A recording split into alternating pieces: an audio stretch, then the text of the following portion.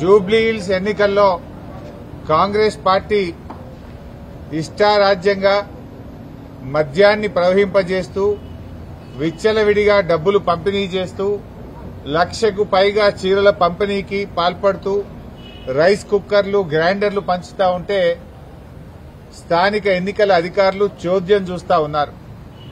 ఈ విషయాన్ని ఈరోజు ఎన్నికల కమిషన్ కు అన్ని వీడియోలతో సహా ఆధారాలతో సహా ఫోటోగ్రాఫర్లతో సహా అన్ని కూడా వారికి అందించడం జరిగింది. తక్షణమే ఆయా అధికారులపైన చర్యలు తీసుకోవాలని చెప్పి కోరాం. ముఖ్యంగా కొంతమంది పోలీస్ అధికారులు, కొంతమంది ఎన్నికల నిర్వహణలో ఉన్న అధికారులు పూర్తిగా తొత్తులుగా మారిపోయి కళ్లు మూసుకొని వాళ్ళు ప్రవర్తిస్తా ఉన్నారు. మేము అక్కడి నుంచి సివిజిల్ యాప్లో కంప్లైంట్ ఇచ్చాం, కొన్ని వీడియోలతో సహా కంప్లైంట్ ఇచ్చాం, రాతపూర్వకంగా కంప్లైంట్ ఇచ్చాం, వాట్సాప్ లో కూడా పోలీస్ అధికారులకు కంప్లైంట్లు పంపాం. కానీ వీళ్లు అక్కడికి వెళ్లకపోవడం, వెళ్లడానికంటే ముందే సమాచారం ఇచ్చి వీళ్లు లేటుగా ఆలస్యంగా వెళ్లే విధంగా ప్రవర్తిస్తా ఉన్నారు. సరే, ఎవరు ఎన్ని ప్రయత్నాలు చేసినా ఓటరు మనకంటే తెలివైనటువంటి వాడు. ఓటర్లు అన్ని గ్రహించగలుగుతున్నారు. నిజానిజాలు గ్రహించి ఓటర్లు తగిన రీతిలో తప్పకుండా బుద్ధి చెప్తారు.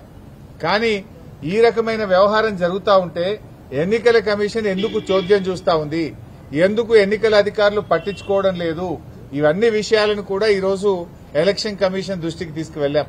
ముఖ్యంగా కొన్ని సెన్సిటివ్ బూత్స్ ను గుర్తించి అక్కడ పోలీస్ ఫోర్స్ సెంట్రల్ బలగాలు పెట్టండి, సిఆర్పీఎఫ్ బలగాలు పెట్టండి అని చెప్పి ఆయా పోలింగ్ స్టేషన్ల వారీగా వివరాలు కూడా ఎన్నికల కమిషన్ కు అందించాం. ముఖ్యంగా మహిళా పోలీస్ అధికారులను, ఆశా అంగన్వాడీ వర్కర్లను అక్కడ డెప్యూట్ చేసి లోపలికి వెళ్లేటువంటి ఓటర్ల ఐడెంటిటీ గుర్తించిన తర్వాతనే ఓటర్లను లోపలికి పంపాలి.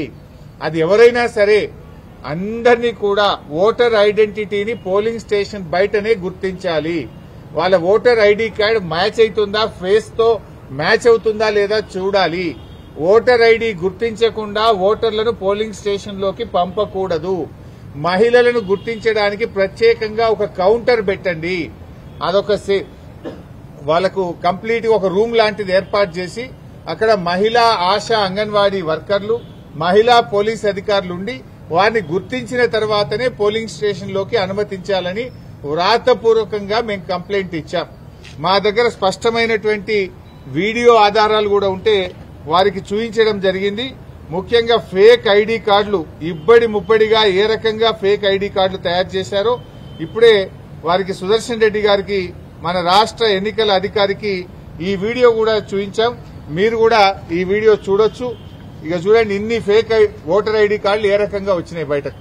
ఈ ఓటర్ ఐడి కార్డులు ఇన్ని కుప్పలు కుప్పలుగా బయట ఎట్లా వస్తా ఉన్నాయి. ఇదే కాకుండా ఇంకొక వీడియో కూడా ఉంది, ఫేక్ ఐడి కార్డుల వీడియో. అది కూడా వారి మొబైల్ కు పంపాం, వారికి చూపించాం. చూడండి, కుప్పలు కుప్పలు గుట్టలు గుట్టలుగా ఫేక్ ఐడి కార్డులు ఈ రోజు బయట ఉన్నాయి. ఈ గుట్టలు గుట్టలుగా ఫేక్ ఐడి కార్డులు ఏ రకంగా వచ్చినాయి, మరి ఎన్నికల అధికారులు పోలీసులు ఏం చేస్తా ఉన్నారు, ఈ ఆధారాలన్నీ వారికి చూపించాం. చూపించడమే కాదు, వారి మొబైల్ కూడా పంపాం. ఎలక్షన్ అబ్జర్వర్, ఇతర రాష్ట్రాల నుంచి వచ్చినటువంటి ఎలక్షన్ అబ్జర్వర్స్ కూడా ఇవన్నీ కూడా ఇవ్వడం జరిగింది.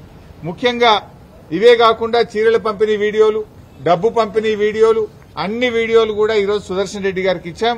వారైతే మాకు ఈరోజు చెప్పారు, తప్పకుండా మేము యాక్షన్ తీసుకుంటాం, ఆ అధికారుల మీద చర్యలు తీసుకుంటాం, అవసరమైతే స్వయంగా నేనే విజిట్ చేస్తానని కూడా చెప్పారు. ఇలా యూసఫ్గూడలో కాంగ్రెస్ పార్టీ కార్యాలయం నానుకోనే పోలింగ్ బూత్ ఉన్నది. అసలు కాంగ్రెస్ కార్యాలయం అనే షిఫ్ట్ చేయాలి, పోలింగ్ బూత్ అనే షిఫ్ట్ చేయాలి.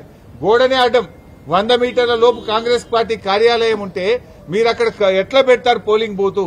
Either you shift the polling booth are shift the Congress party office అని దాని ఆధారాలు కూడా వారి ముందు పెట్టడం జరిగింది.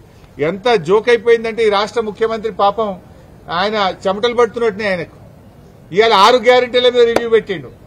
నాయన రేవంత్ రెడ్డి, నీకు 2 సంవత్సరాల్లో 6 గ్యారెంటీల మీద రివ్యూ పెట్టడానికి ఎప్పుడు టైం దొరకలేదా నీకు? నువ్వు ఆ రోజు ఎన్నికల ముందు ఏం చెప్పావు? మొదటి అసెంబ్లీలోనే 6 గ్యారెంటీలకు చట్టబద్దత కల్పిస్తామని ఆ రోజు ప్రజల ముందు చెప్పారు. ఎన్ని అసెంబ్లీ సమావేశాలు జరిగాయి, ఎన్ని కేబినెట్ మీటింగులు జరిగాయి, ఏ ఒక్క రోజు 6 గ్యారెంటీల మీద చర్చించకపోతివి. ఇవాళ 6 గ్యారెంటీలు యాదికి వచ్చినాయా నీకు? అంటే నీకు చెమటలు పట్టినాయి. నీకు నీకు ఇవాళ గల్లీ గల్లీ తిరుగుతున్నావు, మోకాళ్ళ మీద తిరుగుతున్నావు బిడ్డ. నువ్వు ఇవాళ 6 గ్యారెంటీల మీద రివ్యూ చేస్తున్నావు అంటేనే నువ్వు ఓటమిని అంగీకరించినవు. 6 గ్యారెంటీల మీద 2 ఏళ్లలో ఎందుకు రివ్యూ చేయలేదు? 100 రోజుల్లో 6 గ్యారెంటీలని ప్రజలకు హామీ ఇచ్చి 700 రోజులు గడుస్తుంటే ఎన్నడూ రివ్యూ ఎందుకు చేయలే?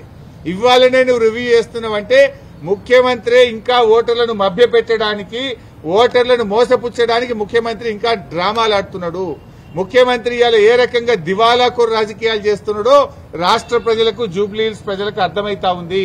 నువ్వు ఇంకా ఎన్ని డ్రామాలు ఆడినా, ఎన్ని నాటకాలు ఆడినా జూబ్లీహిల్స్ ప్రజలు నిర్ణయించుకున్నారు. వాళ్ళు న్యాయబద్దంగా ఆత్మసాక్షిగా వాళ్ళు ఓటు వేస్తారు. సో ఇవన్నీ కూడా ఎలక్షన్ కమిషన్ దృష్టికి మేము తీసుకుపోవడం జరిగింది. Any other point?